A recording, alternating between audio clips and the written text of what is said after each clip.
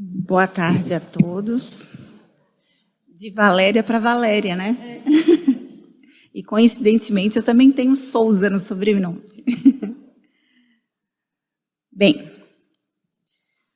hoje nós vamos falar sobre os infortúnios ocultos. Mas nós também vamos falar sobre os benefícios que o bem nos faz através da caridade sincera. Essa mão contrária. Porque quando se fala em caridade, a gente pensa sempre no bem que a gente faz ao próximo. E a gente tem que lembrar que fazendo bem ao próximo, estamos fazendo bem a nós mesmos, né? A passagem é do item 4 do capítulo 13 do Evangelho. Aí lá no comecinho do Evangelho diz assim: nas grandes calamidades, a caridade se agita e vence generosos impulsos para reparar os desastres. Mas ao lado desses desastres gerais, há milhares de desastres particulares que passam desapercebidos, de pessoas que jazem no miserável catre sem se queixarem. São esses os infortúnios discretos e ocultos que a verdadeira generosidade sabe descobrir sem esperar que venham pedir assistência. Os infortúnios, infortúnio significa fato infeliz que sucede a alguém ou um grupo de pessoas.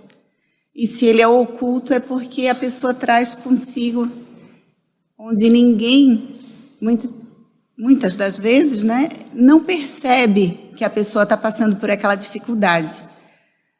A pessoa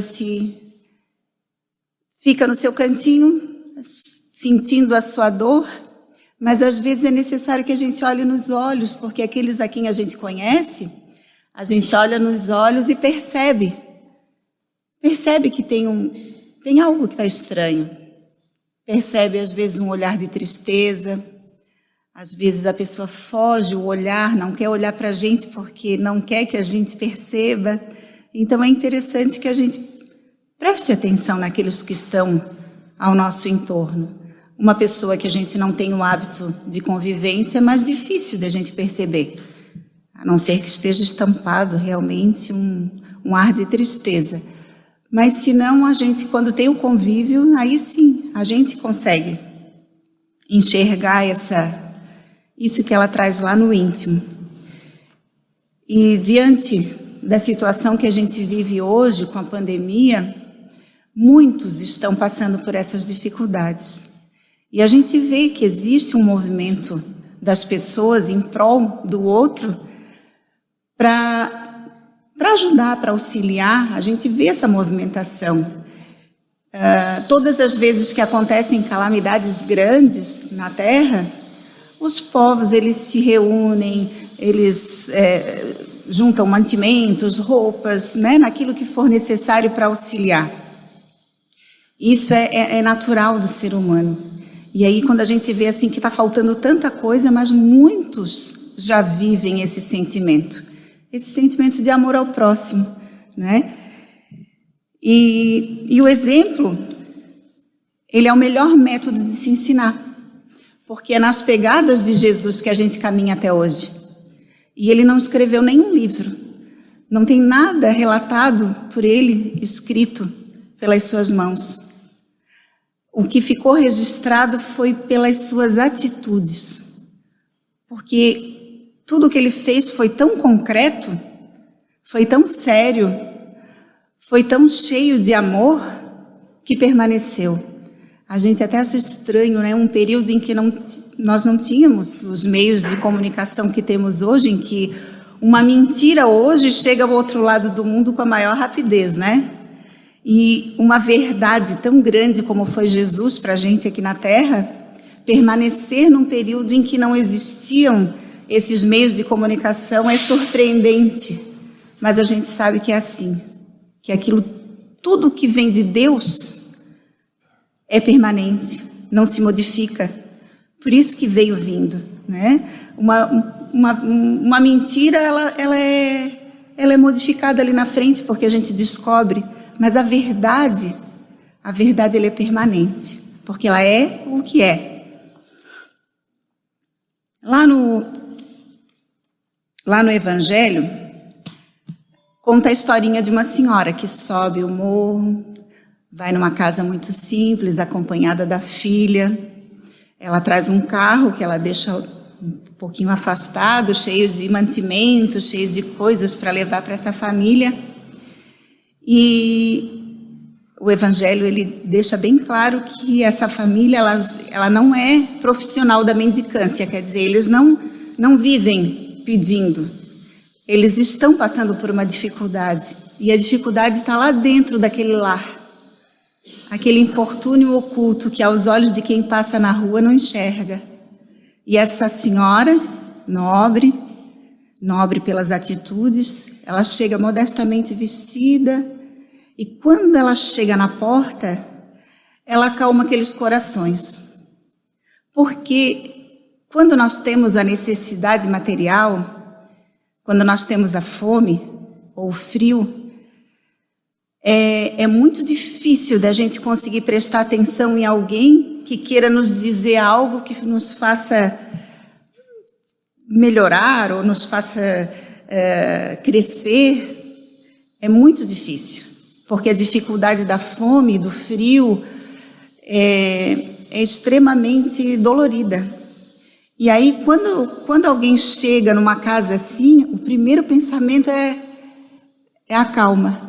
Porque pensa assim, quando ela sair daqui, eu vou ter o que comer, né? Eu vou ter o que vestir. Então, aquilo se acalma. Aí é o momento em que a gente pode dar o pão espiritual. Porque com aquele espírito apaziguado, a gente consegue atingir aquele coração sofrido.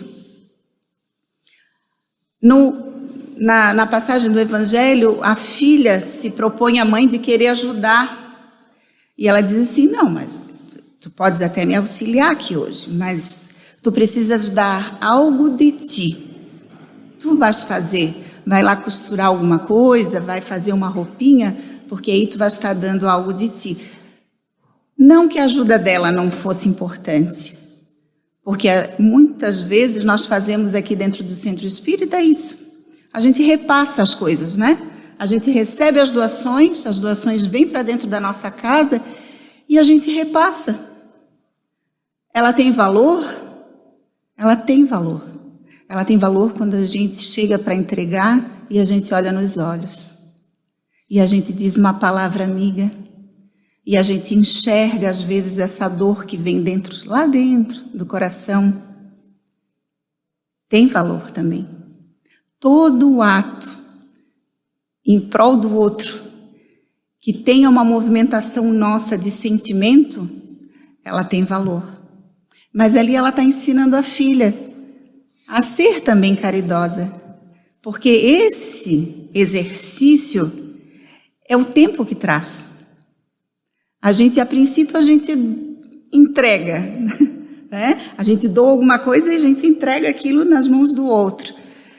E com o tempo a gente vai vendo que o outro é igual a qualquer um de nós. E que necessita de carinho, de atenção. E a partir do momento que a gente vai modificando esses sentimentos, vai tendo esse valor maior aos olhos de Deus. Aí a gente fala assim, essa aguinha para mim?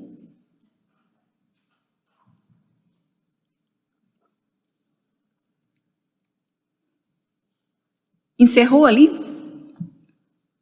Vou dar comida, vou dar a roupa, vou dizer algumas palavras de incentivo e acabou? Não, não acabou. A história conta que aquela mãe está aflita devido ao fato do marido estar doente e estar internado num hospital.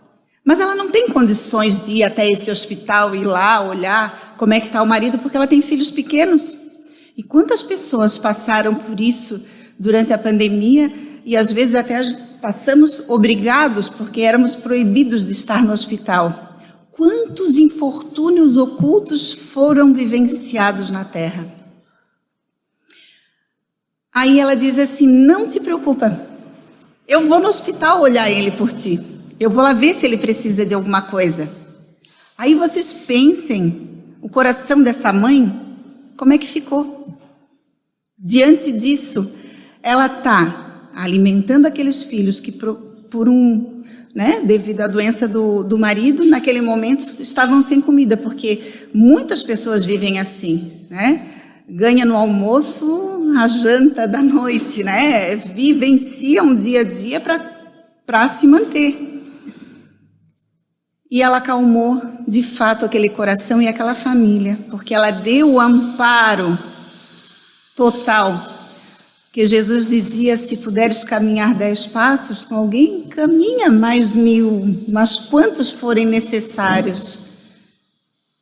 A gente pode sempre adiante daquilo que a gente faz, se a gente tiver olhos de ver. E aí é que vem a parte que cabe àquele que faz. Porque no Evangelho diz assim, à noite, um concerto de bênçãos por ela ao Criador. Católicos, protestantes, judeus, todos a bendizem. Porque, obviamente, ela não foi atender uma família, ela foi atender algumas famílias. Ela não perguntou que religião eles tinham, o que eles faziam da vida, ela simplesmente auxiliou. Como Jesus faria. Porque Jesus não veio perguntar para ninguém qual a religião. Aliás, a religião foi, com o nome de cristianismo, foi criado depois. Ele não criou nada disso. Ele queria que nós amássemos ao próximo, como a nós mesmos. Né? E a Deus acima de tudo, né? Mas, quando ela faz aquele bem, ela recebe de volta. E essa parte que a gente tem que entender também, porque se hoje eu faço o bem pensando assim, eu vou fazer o bem, porque se eu faço o bem eu também recebo, né? Eu recebo alguma coisa de volta. Não tem importância de pensar assim, não. Porque é aquilo que eu falei, é um exercício. Eu hoje faço pensando, mas faço. Já não estou parada, porque tudo que é de Deus tem movimento, nada é inerte. Assim como as ondas do mar não param nunca, né? A terra está sempre girando, tudo de Deus tem movimento, porque o movimento traz vida. E aí,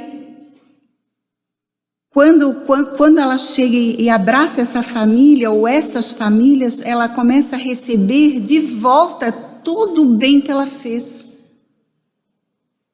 É Deus que vem lá e faz eu vou botar uma bênção sobre essa senhora. Não, são as pessoas que retribuem de volta. É uma troca que se faz. Óbvio que nós somos amparados, nós recebemos as bênçãos de Deus, a proteção a gente recebe, mas essa energia é sempre uma troca. Quanto mais a gente se percebe disso, que é uma troca, melhor vai ficando, mais a terra vai se transformando.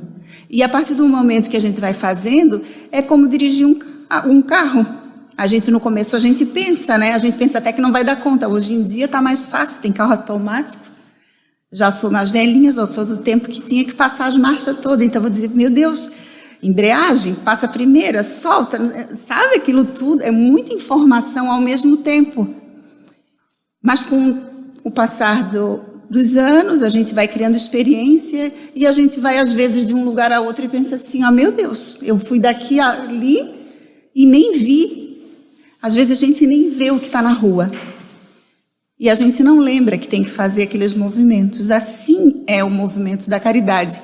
Quando ele passa a ser de dentro para fora, natural, mas é um exercício. E exercício não se faz parado, se faz praticando, né? Não tem como a gente fazer exercício sentado na cadeira. O exercício é na prática.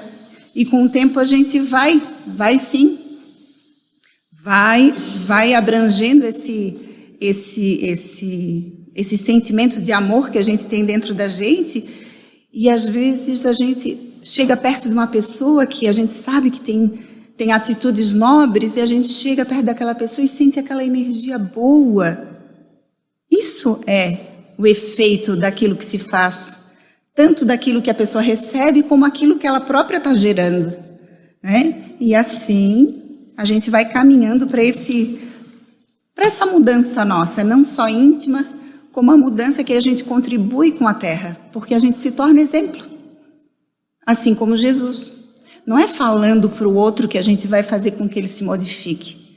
São as nossas atitudes que vão, normalmente é o nosso exemplo que fica fixo. A gente cresce e depois pensa assim, nossa, minha avó fazia isso e era tão nobre, ou a minha mãe fazia, ou meu pai fazia, ou alguém que a gente conheceu. Aquilo fica registrado na nossa mente. Aí nós vamos voltar no tempo agora, contar mais uma historinha. Uma historinha que aconteceu na época que Jesus esteve aqui, nos seus últimos momentos aqui na Terra. Vocês já ouviram falar de Simão, o Cirineu? É uma passagem que ela é curta. Ela tá em Mateus e Marcos, mas eles falam muito brevemente. Mas nesse livro aqui do Divaldo Franco, pelo espírito Amélia Rodrigues, Quando Voltar a Primavera, tem várias passagens da época de Cristo. E ela narra assim tem quase perfume o livro quando a gente abre, sabe? De tão bonito que é a narração. E ela conta do Cirineu. Ela dá uma visão maior dessa figura, que foi quando Jesus estava caminhando em direção ao Gólgota, e ele já não aguenta mais aquele peso. Aquela cruz, ela estava pesada demais, porque ele já tinha sofrido muito, já tinha apanhado muito, e o corpo físico, ele tem um limite. Quando o soldado percebe que Jesus não vai dar conta, aquela cerimônia precisava ser finalizada. Precisava encerrar aquilo ali. Aí ele olha no meio da multidão e escolhe uma pessoa. Ele escolhe Simão, o Cirineu, porque ele era de uma cidade chamada Cirene, que ficou famosa justamente por essa passagem, né? E ele, quando ele é convidado, ele já tinha ouvido falar de Jesus. Eu estou falando com as minhas próprias palavras, logicamente no livro é muito mais bonito. Ele já tinha ouvido falar de Jesus, mas ele ainda não conhecia assim pessoalmente. E ele disse, poxa, conhecer bem numa situação dessa. Aí ele se prontifica, ele não olha para os lados, ele vai e levanta a cruz. E a cruz de Jesus se levanta mais leve. E naquele momento Jesus olha para ele nos olhos e endereça a ele um olhar de extremo amor. Ali se modifica todo o pensamento de Simão. Ele naquele momento passa a amar Jesus. Nesse momento, essa leitura deixa uma mensagem linda, que é a humildade que Jesus mostra de que a gente precisa um do outro. Porque naquele momento ele precisou do Simão para que aquela cruz ficasse mais leve, para que ele conseguisse finalizar aquilo que ele veio fazer. Então ele mostra em atitude, eu preciso de ti. E será que Simão tinha algo dentro dele, alguma necessidade? Quem de nós não tem? E Jesus leu a alma de Simão. Conseguiu fazer um raio-x de tudo que vinha dentro dele.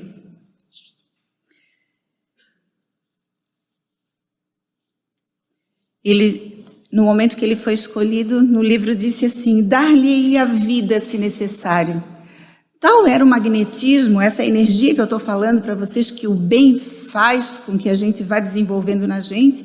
Jesus tinha num nível extremamente superior a qualquer coisa que a gente possa imaginar que a gente já possa ter visto, ou que a gente possa... A gente não tem ideia, né? E naquele momento que o Simão olha para ele diz que daria vida por ele, para ver o quanto Jesus abraçou a dor de Simão. Porque é assim que a caridade ela deve acontecer. A gente deve carregar a nossa cruz sem reclamar. Nós necessitamos sempre dos outros, porque a nossa cruz se torna também mais leve quando a gente ajuda. E aí, eu vou ler um poema para vocês, para mostrar o que Simão recebeu de Jesus por ter feito aquilo. Porque Simão vai até o final, ele fica extremamente chocado, como qualquer um ficaria. Eu não sei como é que Maria de Nazaré ficou de pé vendo o que aconteceu com o filho. E ele ficou entre as mulheres, porque a maioria dos que ficaram foram as mulheres que ficaram ali para assistir. E aí Maria Dolores, por Chico Xavier, ela diz assim: Jesus endereçou-lhe um aceno de ternura, e em meio à multidão, apupado, sozinho, e acentuou: Simão, guarda a fé que te apura. Todo bem que se faz é uma luz no caminho. O Cirineu de volta acha enorme surpresa. Fala-lhe a filha: ó pai, uma luz veio a mim. Agora vejo e falo. Acabou-se a tristeza. Tenho a impressão que a terra é um formoso jardim. A filha estava doente em casa. Jesus, em pensamento, visita o seu lar e cura a sua filha. Olha o que ele recebeu de volta. Simão chora, lembrando a cruz que traz na mente, e reconhece o bem por divino troféu, que mesmo praticado involuntariamente, que é isso que a gente está falando até agora, é uma força atraindo a intercessão do céu.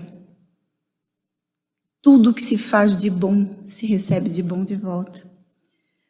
Ainda que involuntariamente, é o início do exercício da fé e da caridade. De começo, podemos não fazer de coração, mas o convívio e a nossa dedicação irá despertar o verdadeiro sentimento.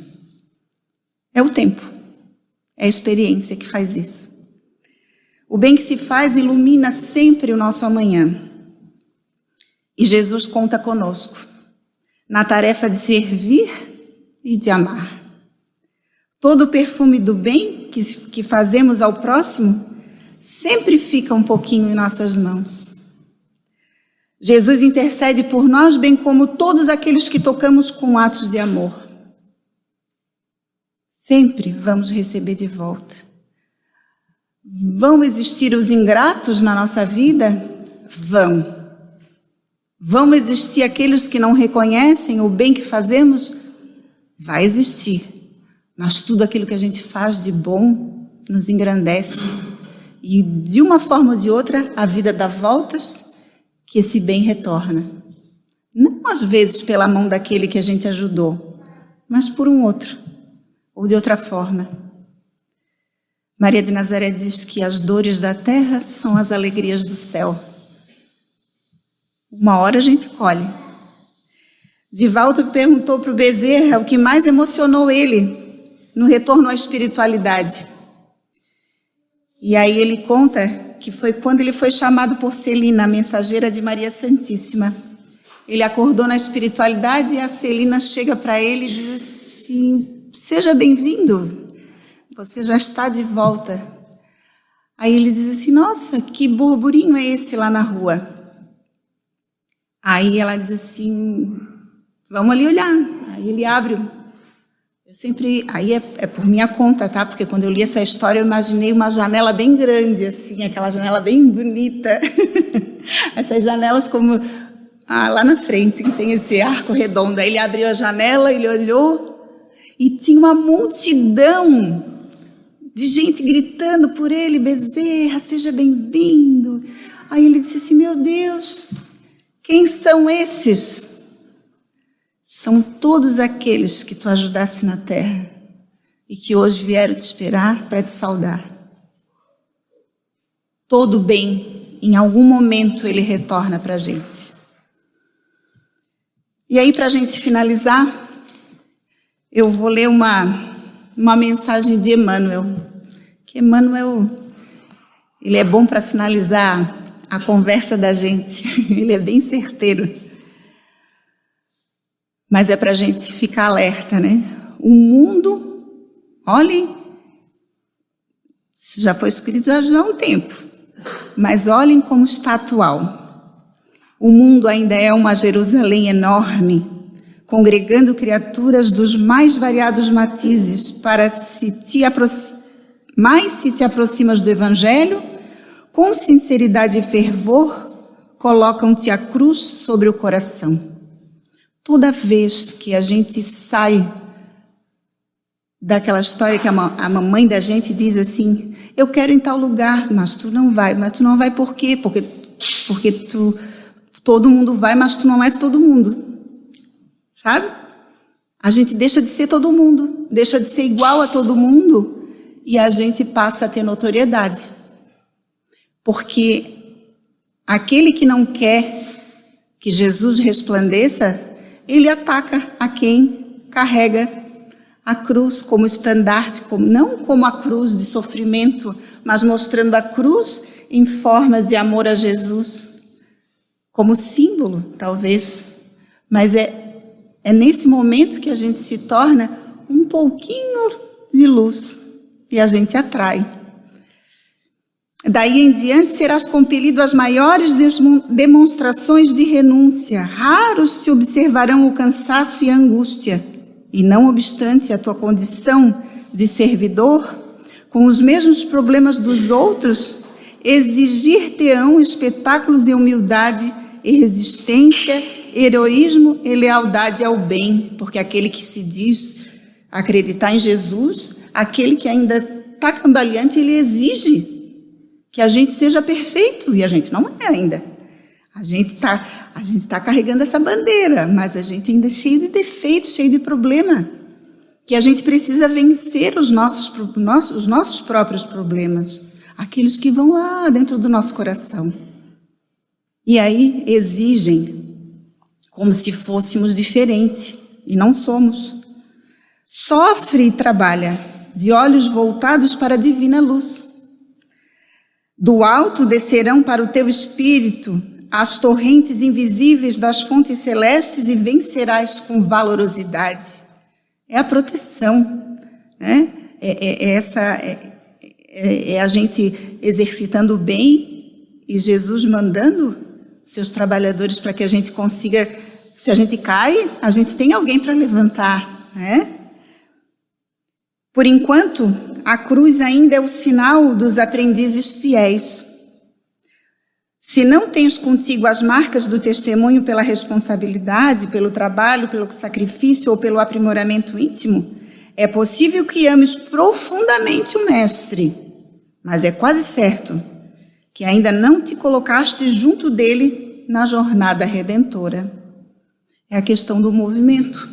Não adianta eu dizer que eu amo Jesus, que eu tenho uma forte admiração pelas atitudes dele, que ele é o cara, né? Ele hoje é o nosso exemplo. Mas se eu não faço nada, se eu não me movimento, também não resolve.